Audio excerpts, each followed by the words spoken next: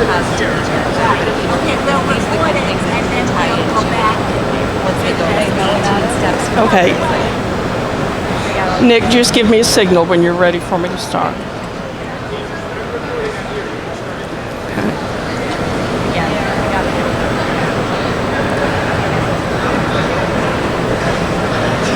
Good morning. I understand that we are back online. For those of you watching from around the country and around the world, we apologize that there was a software glitch in the live stream program, so we are just now starting. My name is Mary Beth Smith, and among other claims to notoriety, I founded a little group called Girls Who Print, a virtual sorority for women in the printing and graphic arts industry. At the same time, however, I founded another online virtual networking group called Market Your Printing Company, which, believe it or not, actually has more members than Girls Who Print, which surprised me when it happened. This morning, we're going to have kind of a kitchen table talk among people who market printing companies. We have a great panel here this morning, and I would love for them to introduce themselves to you. We'll start with Jules Van Sant, and someone has a microphone they can give Jules. I don't know who. There it is. Can all of you see that? No, I didn't think so. But they're going to hand it to us. And this is the lovely Honey Satin. Wave. Yes. Yay, honey. Our Vanna. Okay, Jules. Thank you, Mary Beth. My name is Jules Van Sant. I am the Executive Director of Pacific Printing Industries Association. We're a PIA affiliate in the Northwest. And I have a background in advertising agencies, print buying, print selling, as well as running the association for over 8 years now. I've seen the industry on all different levels, from large format to small format, offset, digital, and everything in between. Watched it morph, seen the exciting opportunities as well as the tremendous challenges, and so very engaged with trying to support industry leaders, executive companies, individuals to take up the opportunity and do a better job at getting the message out and being solid in their business. This is Kelly Malazzi. Hi, I'm Kelly Malazzi. The name of my business is Success in Print. I write a blog for printing. Sorry. I also do the short attention span webinars with Bill Farquharson every Friday. And my practice is really a combination of coaching and mentoring, and I do some marketing consulting, and really as trying to help printing companies kind of stay engaged with their customers, use different tools to market themselves other than making phone calls to phones that keep ringing and no one answers anymore. So I'm just really excited to be here. So thank you for having me. Sure. Stephen Schnall. My name is Stephen Schnall. I'm the Managing Director of Schnall Media Consulting. I was a printer for many, many years. As a matter of fact, I've owned 5 printing companies and a software company. And for the last 16 years, I've done consulting, but I've done it in a slightly different way. I've been consulting with your customers. I've been helping organizations that vary from nonprofits to financial institutions, insurance companies, to figure out what they need to develop their marketing strategies going forward. So I am the person that a printer now is trying to reach. So in terms of what my philosophies are is going to be a little different than the other panelists, because the reality is that in order to reach a customer today, you've got to be much more intelligent and savvy and use the omni-channels, not just offering one simple option, which is print. And this is Sandy Hubbard. Hi there, I'm Sandy Hubbard.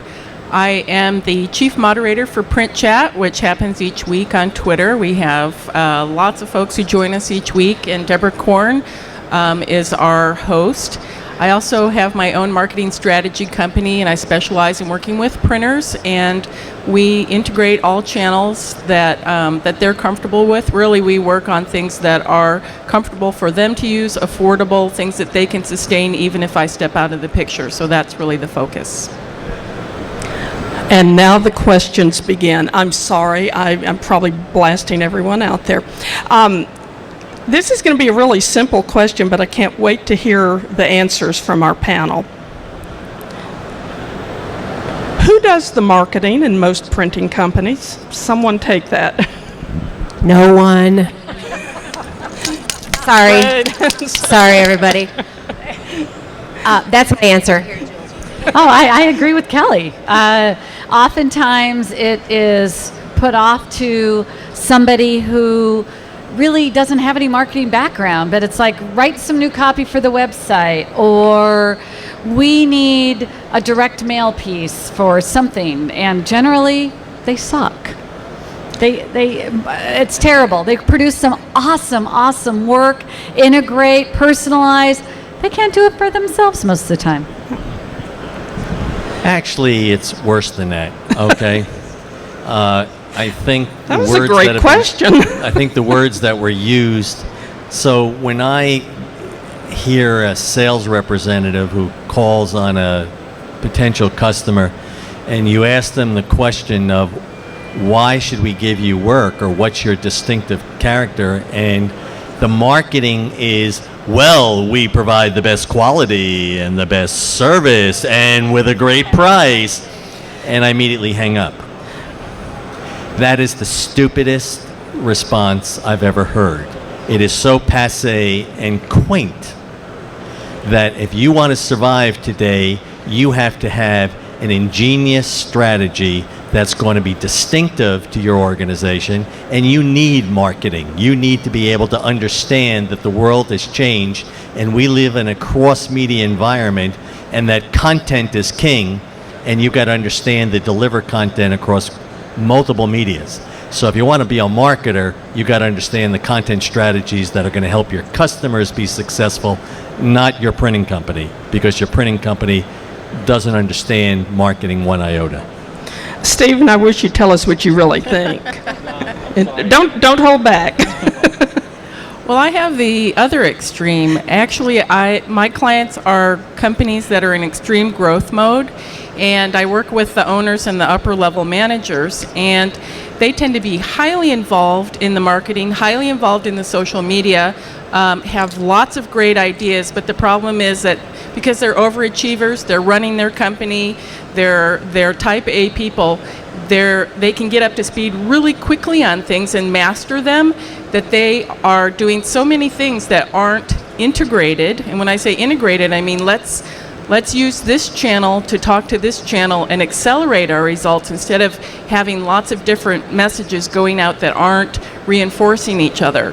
So one of the things that I do with those kinds of companies is say, okay, let's take a deep breath and let's talk about how we can maybe not work so crazy and make this work a little bit better, and really focus on what we want our results to be, not just, oh, we should be doing this because everybody's on social media. So I have the other extreme, which is very involved people, very smart people, but really need to be focused and more strategy. Mm-hmm. Interesting. Now, a couple of things that you guys said kind of caught my attention.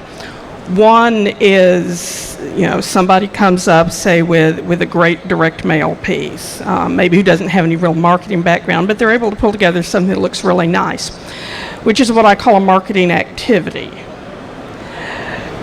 In my opinion, most companies, not just printing companies, but most of the companies that I have sold to over the years also, have a really difficult time understanding the difference between a marketing activity and a marketing plan. Just this loose, free-floating activity is sort of like, and I'm going to show my age here, Judy Garland and Mickey Rooney in the 1940s. We could have a show. Well, that's the way a lot of this direct mail, we need more business. We should send out a postcard. Let's make a great looking postcard. But that's the extent of it, in my opinion, as opposed to coming up with a plan first, and then you determine the activities, the tactics, that support the strategy, that support the goals. I'd like to know kind of what you have seen and what you would advise companies to do to help understand the difference and the difference in the results, which for most companies is they want more revenue. So how would you go about that with a company who's a little fuzzy on distinguishing between these? So what I have seen as recently as last week is that companies are still, their strategy is, well, I'm just going to buy a list and then I'm going to send out some postcards. And then they do that and nothing happens, and they say marketing doesn't work. We don't need to do marketing. We just need salespeople to make more sales calls. One of my kind of overarching messages here is that we have to embrace and accept the fact that things look different today than they did even 5 years ago, but certainly more different than they did 10 or 20 years ago. So I want to just kind of substitute all the words that we're talking about with the word engagement. This is about however you can reach people in whatever medium that is. If they're on Twitter, tweet with them. If they're in LinkedIn, that's the way you can make a connection. If you make a phone call and they pick up the phone, fantastic. But as you said, it has to be a strategy, not a scattershot. When I have time, I'll do this, or I'm going to try this and it doesn't work, so you just abandon everything. So it really is more about setting down and mapping it out and deciding, I'm going to do all of these things. I'm going to be everywhere. I'm going to try everything. And I'm going to get rid of my fear. Maybe I'm afraid of Twitter. Twitter is not anything to be afraid of. Facebook is not something to be afraid of. LinkedIn, Pinterest, all of it is just, we have to abandon all of our fear and just try it. So We offer consulting services in the marketing field, and so we just engaged a company last week that we're going to be doing a whole social media marketing strategy, how it integrates with the website, setting up the different social spaces, the engagement, mining the client base, mining the potential client base, how to go through that whole process. And the fear for this company really was, well, we don't want our competitors to say something. We don't want we don't want them taking our clients. We're afraid of what our employees are going to say. But what happened is they got stung on social media by a disgruntled client, and they didn't have any way to respond. So a lot of it is getting them through that fear. That's just spot on. And then saying, okay, you have to not only set it up, you have to do it. And you need to engage your sales reps, and you need to bring them into that conversation regularly. Not just, we got it all set up, okay, now it's going to work. And so definitely it has to be a company culture to get there. And then complement it with all the other mediums that go on. But again, for them to understand, it has to build from somewhere. And without that, right, it's just throwing darts. I'm going to take a slightly different. I saw your view of wheels this. turning. I knew you had So, something. and I'm going to get a pitch in for PPI and Jules on a program that we are running November 5th, okay, which I think is something that more companies should be doing, which is devoting their activities to market niches. In other words, there are many markets that are growth oriented. So if a company spends the time to analyze all aspects of a particular market niche, and I'm just going to throw one out, I'm going to call it the nonprofit area, okay? I'm sure you all know about nonprofits. There's over 1 million of them in the United States, and they all need one common element to them, which is raising money. And they need help raising money. So if you could look at that market, examine that market, become familiar with the vernacular in the market, understand how to touch these people, you can assist them in how to raise money. Now, what it does is it requires print, online media. It relies on a lot of different opportunities, building websites, microsites, integrating augmented reality becomes an important part, QR codes. There's so many different aspects of this capability. So if you come to them and you can speak their language and offer them services that are really of value, what are you doing? You're now putting yourself not in the scatter mode of sending your salespeople out and hoping something happens, but now you're a specialist in a particular industry that they're looking for you for answers that they can't provide themselves. Boy, such great answers so far. I agree with everyone. And I do agree that a marketing strategy is really important. I think in the olden days, when you brought someone in like myself who is a marketing strategist and is going to help your company as a consultant, we might sit down once a year and create a calendar, create a list of things that we're going to try and do, create different channels that we're going to try to reach your prospects through. I think anymore, when you bring someone in, you really have to have someone who's adaptable, who's got the big picture, who's has other clients who are going through what you're going through, so that that person, like myself, can learn on my own time basically what is necessary in this very moment for you to make the most of your company and do what you need to do. One of the challenges that I see with my clients is that they'll bring someone in who has a very narrow focus, or they only bring them in, say, once a quarter, and it's really not enough. I just did an event with a client, and we did an integrated campaign with email, print, phone calls, personal visits. We got 100% increase in the amount of people that they were expecting, and it really, I just did an article for Print Media Center on their website about it, because we literally day by day had to adapt on the fly. We brought in a different channel we'd never used before. When we started seeing that we were having too much success, we had to back off. We couldn't just keep plowing on. We had to pull out a direct mail campaign that we'd planned because we didn't want to pay for that many people to cater. I mean, you really need someone who understands this is how we can do it today with the tools we have. Here's some tools you may not even know about, and here's what my other clients are doing that have been successful. Something we keep coming back to is a company brings someone in, or they assign someone in the company to take on some of these marketing tasks.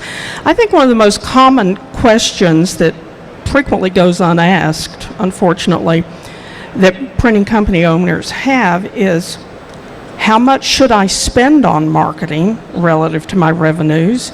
Should I hire, what kind of staffing should I have? Or should I bring in a consultant? And how much should I expect to pay? I think these are real world questions.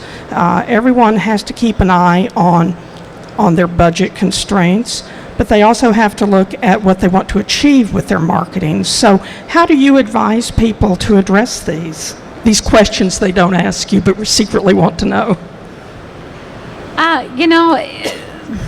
That's a tough one. I don't know the statistics as far as, what right now a good media spend or a marketing spend is versus what you want to get, additional results. Maybe someone on the panel knows better than that. But I think you have to look at what you're paying in personnel costs, and especially what you're paying your sales reps, and you have to look at that and go, okay, if I'm investing in that, I need to be giving them some branding. I need to be giving them some chops to support it, and to do that means, I think it needs to be a decent percentage. I mean, it might be, a couple percent of what you're wanting to see the growth become. Out there, you can spend $5,000-$10,000 and get yourself kind of set up, maybe, but after that, it's wild, wild west, depending on what you want to do. Mm-hmm. So utilizing what you have in-house as far as some of the direct mail, some of the other promotional opportunities, but shop it, but definitely, I don't know. It is a really tough question, and obviously no two companies are going to have the same answer. There's that notion of like what your tolerance is. If you have some idea in your head, like I could afford to spend a certain amount of money, and I think a lot of you out there probably have that notion, like, well, I'd be willing to spend this much money. Is exactly what Jules said, is shop it. Talk to some different people and say, what do you do? If someone called me, I would say, let's talk about your goals and what you're trying to accomplish and where you want to be. Mm-hmm. And then I kind of take that biblical, teach a man to fish, or give the man a fish. I would rather, in my practice, show you how to do it and support you and lift you up, and then say you can do this on your own. You don't have to pay me forever to do it. I want you to do it for yourself. So I'm certain that my friend over here is going to say I have a very different attitude about this. But I'm talking to very small companies most often. I'm not talking to the R.R. Donnellys of the world. I'm talking to like 5 and 10 people shops. But I don't know how many of you know Washington Graphics out in Washington. I mean, they're a $2 million company, and they have a VP of culture and marketing. I mean, this woman's fantastic. She's everywhere. That's a relatively small company, so that company clearly had a commitment and a sensibility that was the way they wanted to go. So they chose to put a person on staff to tell that story all the time. But again, everybody's going to be different, and I would say talk to several different consultants out there and see who you feel like what's your gut telling you, what's the best feeling for you. So I guess I'm supposed to be the contrarian here. The first thing that I'm going to suggest is whoever the CEO is and the president of the company has to have a commitment. If you don't have a commitment to the marketing aspect, I don't care what you hire, who you hire, or how much money you spend, you will fail. Okay? I can guarantee that. Because unless the CEO stands behind a marketing commitment, it is doomed to failure. Because he will or she will find every objection under the sun to make it fail. All right? That's point number 1. Sorry about that. All right? Point number 2. All right? I wasn't contrarian, huh? Wow. This is... All right, point number 2. We'll give you another chance. Oh, thank you. I mean, I'm the only man here, Would you like my girls to print button? I'm trying for some sympathy here, Not getting much, huh? So, point number 2, all right, is cost is important. I understand that. But there are mechanisms that can overcome that. I would be willing to bet that most printers are in locations where they're either junior colleges or colleges that are in a close proximity. These people generally have marketing programs. And when you have a marketing program, they have students who are looking for internship programs. These are probably fairly smart kids who tend to work for either nothing or very small amounts of money, who have all of the proper tools because they're being trained in this for doing this. So now you're looking at budgets. I don't need a budget. And I'm being facetious because you still have to plan things out. But you have people who can do, let's just say, we talked about social media. Well, I would say that probably 90% of printing companies are probably a little old school in how they think of social media. You're nodding, okay? So when you've got this old school attitude, the CEO or the president's going to say, that Facebook is trash, okay? I'm not showing those things, that type of stuff. But this young person who's on there may be able to do some really cool things by presenting some interesting information, not only about the company, about new techniques that can help the public at large. So unless you educate people by using this social media, whether it's LinkedIn, Facebook, Pinterest, or whatever they may be, you're not going to gain anything. So there are lots of tools that can be used. And when you look at social media, can someone please share with me how much social media cost you? Yeah. Time. That's it. But not out-of-pocket expenses except for someone who's monitoring it and doing it. And that we just came up with an answer, which is this intern. So those are my 2 points. Am I doing all right there? Okay. Wait a minute. No, we can't hear you, and they can't pick you up there. I'm okay with that, though. But I just want to add to that. It's fair to say that if you're going to put an intern on it, you have to have a good strategy about your direction. Because if you bring someone on free or not, they're going to mess it up if you don't know what your message is. So I just want to add to that. That sort of goes back to the Thank you, leadership. Bev Berger. The leadership in the terms of the CEO or the president, because unless there's a marketing plan and there's a strategy, I don't care what you've got, nothing works. That's the point I was trying to make. It was too gentle a point, I guess. Okay, we're running low on time. We want to Yeah. get to another question after Sandy asks this. Real quick, I don't have time to work with interns. I know that sounds harsh. If a company has an intern, I would love to work with them, but they really have to get up to speed quickly. The companies I work with are in super growth mode. I need at least a half-time person who's dedicated to doing the tasks that we're talking about because I'm focused on strategy. We need to be flying project to project. We need to have multiple projects laid out. We're moving quickly. We need other experts to be brought in on a consulting basis as needed. That's usually the most affordable way to go. And when you're working with someone who's kind of managing it from above, usually a person like myself has people I trust, like Jules, that I can bring into a project. So I would be less likely to use an intern, more likely to bring in specialists and then I absolutely need a person on staff. Even the smallest companies that I work with have a staff person who at least part-time is dedicated to quickly responding to my emails, understanding what projects we're working on, I want to add to this a little bit, just listening to your responses about what you're seeing out in the field. In spite of being, an airheaded musician and a flighty person, somehow I have this strong streak of pragmatism. Most CEOs and presidents of small printing companies that I know still are going to think in terms of dollars and cents. How much is it going to cost? What am I going to have to show for it when I'm done? And to me, that means you need to look at two things. One, I hate to say this about marketing, but how much can you afford to lose and it not hurt you? But even more importantly, what do you want to gain? Have you identified what you want to get? Is it 10 new customers? Is it 100 new customers? Is it more business from the customers you already have? How much more business? Do you want to increase your revenues by 10%, 20%? Are you going to do that by offering new products? Are you going to do it by just selling more of the products you have? If you're offering new products, if you're launching a new line, just like when a rocket launches, it takes more fuel.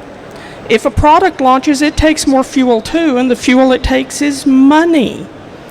But what are you going to get for it, and how long will it take to not just recoup the cost of the marketing, but to show an increase? I like to see, $2 for every dollar I spend on marketing. I want to see something tangible.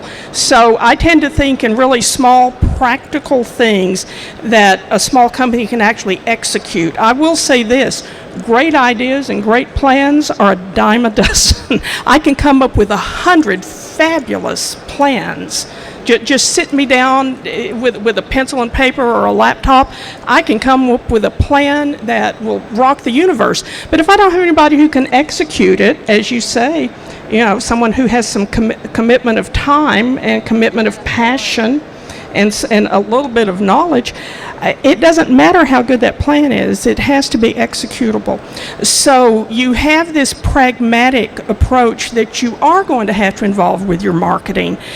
And I agree with Stephen. It almost doesn't matter what it costs. If you want an increase, you're going to have to do it. But from the practical side, you probably can't spend money you don't have or you couldn't live without if you get nothing back. So if you're going with the approach, okay, the budget is what's going to control my marketing, then set that budget and work with a professional to come up with strategies and marketing activities that will get you a return. Maybe you just need to throw a high-profile event that gets people in, where you can get new customers or something for your existing customers. But yes, you do have to marry the visionary with the pragmatist. You need both, and it's foolish to think you can't.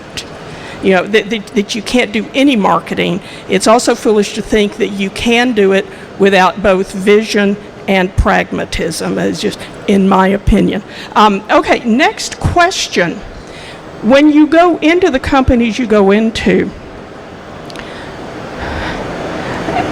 how are they going about trying to get customers? Because I think that's a big thing about marketing. It supports, a sales rep can't go out and close a sale if they can't get in front of the customer in the first place. So marketing and selling are more integrated than they've ever been, I think. Do you see your companies distinguishing between sales and marketing, or do they expect the salesperson to do all the marketing? Do they think there's any difference at all? Do they expect the marketing person to be a selling person? What are you seeing out there? Well, with my clients, the sales department is subservient to the marketing department. We meet with the sales department every week, usually attend the sales meetings and look at all the analytics. And again, if you're not doing that, I recommend working with someone like Jules at PPI Association, where she can benchmark what your sales are doing now, what your goals are, how you're going to get there. Because again, we tell people, if, as Mary Beth said, if you don't know what you want, then I can't help you get there. So usually what people want is more sales or more customers. We figure out what they have now, where they want to be, what's realistic, what the budget availability is, what it's going to take to get there. And sales usually has to fall in line with that. And the sales activities fall in line with what the marketing goals are. And we work very closely with sales. They're very accountable. A lot of the sales teams that I work with aren't too happy about that. Usually they're allowed to kind of have a very long leash and say, well, I just do what I do and the magic happens. And it's like, sorry, the program now is you meet with me, what did you do, what worked, what didn't work, and how are we going to get there? So, and not to be brutal, but on my recommendation, some salespeople have gone away who couldn't cooperate. So, I mean, it's really the program we work with in a company that's in extreme growth mode is the salespeople are coming along and they better be helping to lead the way or, they're going away. Now, we've got about 4 minutes left, so let's Okay, I'm going to be work real our way fast. down. Okay, you mentioned something we should have alluded to before. I find that many printing companies do have no idea what a budget is, all right? And they don't have budgets and they don't have business plans and marketing plans. So the first step is let's build a budget so you know what you can afford to spend on different things. And then develop a business plan and then a marketing plan as part of that. But getting back to the other point, I think in terms of sales and marketing, they have to be a partnership, but someone has to define what marketing is for and what sales are for, all right? And my definition, in my humble opinion, is marketing creates demand for a product, sales sells the product. There's a big difference there. So they both have to be attentive to the needs of the customer, but different approaches have to be done. So if you look at it, and one's a demand generator and another is an actual do-it person, I think you can make that definition a little bit easier and will help the entire process. Well, in my experience, there are very few companies that I've met that actually do have an on-staff marketing person. So for the most part, they are really expecting sales to do all of it. But there's a couple things that, again, print owners, I think, are going to have to start embracing is that notion that with the new marketing tools, it often feels like we're shouting into the abyss. And I feel that way about my blogging until I get a blog post that has a bunch of comments and I get emails from it. I feel like, is anybody out there? Do you hear me? And the other thing that I think we have to really start embracing is the fact that the oldest millennials are now in their mid-30s. And the ones coming up behind them will have grown up with technology. My daughters touch my laptop like they think it's going to be a touch screen. And my boys who are 17 months old, they go up to the TV thinking it's gonna, so this is what we're gonna be dealing with as we all get older and new people enter this space, is we have to be where they are and we have to talk to them the way they will hear us. So we have to adapt or we're going to go away. Like you were saying about those salespeople, which I embrace, getting rid of salespeople that don't want to participate. 2 minutes. Yep, great. I'm going to talk about branding really fast. I mean, you look at all the signs up here, it's all about branding. We know who many of these people are because of the work that they've done. That's what social media does. That's what marketing does. And so the way you support your salespeople is by, from the top down, buying into the idea that you need to brand. Printing companies traditionally have not had to brand. It has not been part. All you need to do is have the equipment, have the capabilities, have the people on the street on the feet, or feet on the street, and they get there. And that's not the case anymore. So branding, branding, branding, and that's where having the social media, it can't just be an intern that comes in. It needs to be someone who understands the goal, the vision, and that supports then the salespeople, but you need to bring them in and get the salespeople engaged. And so the voice going out from the company on the website, on the social media, and verbally, one-on-one, which still is very important engagement as well, is all consistent. Yep. You do that, I think you've got some opportunity. You guys are so good. So, Deb, how are we? Do we have any questions from online?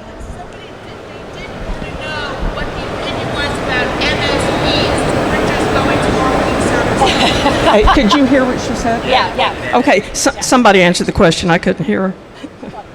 Oh. MSP, marketing service provider. I think you need to be a company that offers what your customer base needs. Whatever that looks like, however you want to brand it, is great. But to take an MSP, most of the market doesn't understand what that is. That's industry jargon as far as I I'm don't concerned. consider that a brand. You're right. It's just jargon.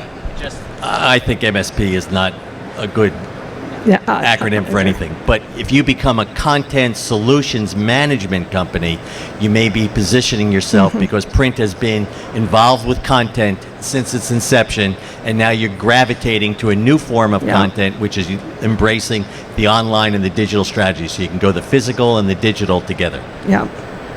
Sandy? I think whatever you do, you have to be an expert in it. You have to be the best. So if you're a printing company that does marketing really, really well and you have people on board that do it, then by all means. But if you're a printing company and you think you can cobble something together to provide those services, I don't think that's going to work. On the other hand, if you're very good at partnering with people and you're a printing company and you have trusted people you can bring in, you can create those relationships, and printers are very used to working in a trade relationship, so they understand how that works. So I think it can work. I think it takes some strategy, and like I say, whatever you do, be the absolute best. Yep. So I'm so sorry we've run out of time. I think we could discuss some of these things for hours. There are so many. Every comment they make raises more questions, and they're all good questions. But so we'll have to pick it up again next year or through the LinkedIn group called Market Your Printing Company. I invite you to come check us out on LinkedIn and join the discussion. So live from the Printerverse, we are going away, and we will have another broadcast shortly, I believe at noon.